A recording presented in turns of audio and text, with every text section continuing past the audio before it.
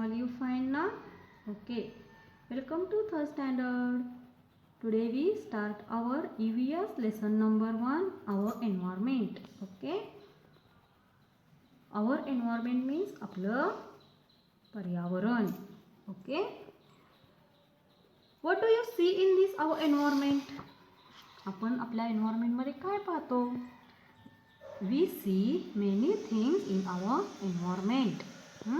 When we look around us, we find many things in our surroundings.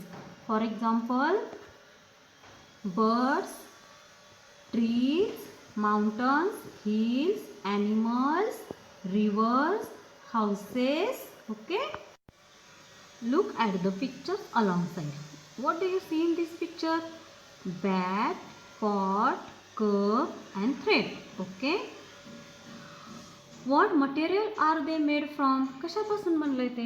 तर bat made from wood, pot made from clay, thread made from cotton and cup made from china clay. Okay?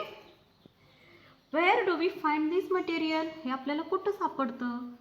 कुठं शोधतो आपण हे? Where do we find this material? In environment. Okay? What are the uses of things? आपण त्याचा वापर कशासाठी करतो? Bat for play, pot for storing water, thread for stitching clothes and cup for drinking tea or milk. Okay? You can name these things too. Banana, amla and corn. Okay? Where do we find them? Banana on the banana tree, amla on the amla tree and corn on the plant of maize. Okay? What are they used for? Banana as a food, amla as a food and medicine and corn as a food and making flour. Also for making flour. Okay? Take a look around. Students, look at this picture carefully. What do you see in this picture? There are trees, river, animals, okay? Stones. There are many things around us. We see and we know की there are many things in around us. आपण आपल्या सभोवताली अनेक गोष्टी बघत असतो. They form on our environment. त्या आपल्या environment मध्येच आहेत. त्या environment मध्येच बनलेल्या आहेत. There are stones and rocks and soil. त्याच्यामध्ये काय आहेत? कोणकोणत्या गोष्टी असतात? There are stones, rocks and soils. दगड, खडक, soil म्हणजे माती आपल्याला बघायला भेटतं ना. There are rivers, streams and lakes. There are rivers, streams and lakes. There is air. There are hills and mountains. There are jungles. There are fields and houses and roads and also barren lands. म्हणजे घरं, जमीन, शेतं आणि road आणि barren lands म्हणजे रिकामी जागा, मोकळी जागा. हे आपल्याला एन्व्हायरमेंटमध्येच पाहायला भेटतं. We also see many different animals around us. And we also see आपण त्याच्याबरोबर different animals सुद्धा पाहतो. Different types of trees and bushes and climbers make our environment beautiful. Different types of trees. वेगवेगळ्या प्रकारच्या ट्रीज, बुशेस म्हणजे झुडपं, climbers म्हणजे वेली. हे आपल्याला सगळं आपलं एन्व्हायरमेंट कसं ब्युटिफुल बनवतं ना, त्यामुळं आपलं एन्व्हायरमेंट एकदम ब्युटिफुल दिसतं. Okay? We too a part of this environment. We too a part of this environment. आपण ह्या एन्व्हायरमेंटचा एक पार्ट आहोत. Okay. Roadside stone. Sparrow and roadside stone. Now let us look at a stone and a sparrow in our surroundings and compare them. आता आपण stone and sparrow मध्ये compare करूया. Okay.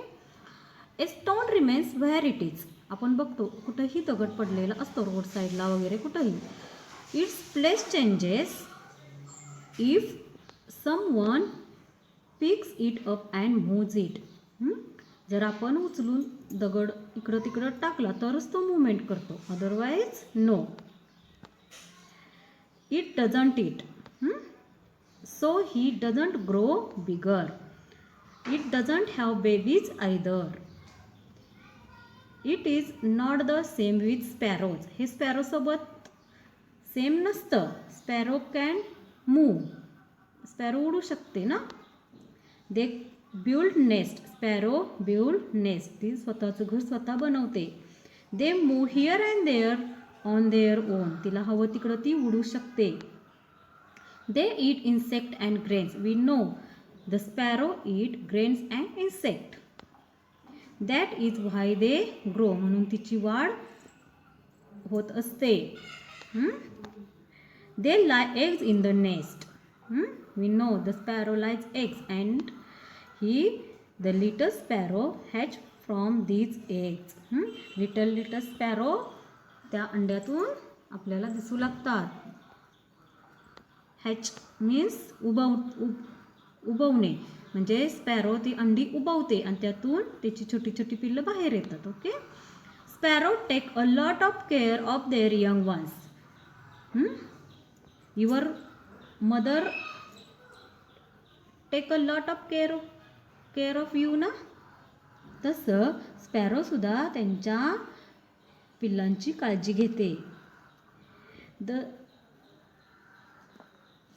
Why do we see this difference between the sparrow and their stone?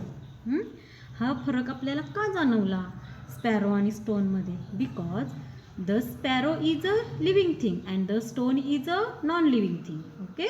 Sparrow काय आहे? Living thing आहे आणि stone non living thing आहे. Okay. Living thing and non living thing म्हणजे living म्हणजे सजीव अँड नॉन लिव्हिंग थिंग म्हणजे निर्जीव. सजीवमध्ये म्हणजे ज्याच्यामध्ये जीव असतो आणि नॉन लिव्हिंग थिंग ज्याच्यामध्ये जीव नसतो. Okay. Things in our surrounding form two groups, living things and non living things. त्या 2 ग्रुप्समध्ये आहेत. कोणत्या? Living things and non living things. Okay. Living things are of 2 kinds, plants and animals. Okay. Animals have babies and seedlings grow from seeds. We know animals have babies but seedling grow from seeds. आपण जेव्हा बिया लावतो त्याच्यापासून छोटी छोटी रोपं तयार होतात. The seedlings then grow into plants and seedlings then grow into plants. त्याचं सुंदर सुंदर झाडांमध्ये रूपांतर होतं. This tells us that plants are living things. ह्याच्यातून आपल्याला कळतं की काय आहे? Plants are living things. Okay.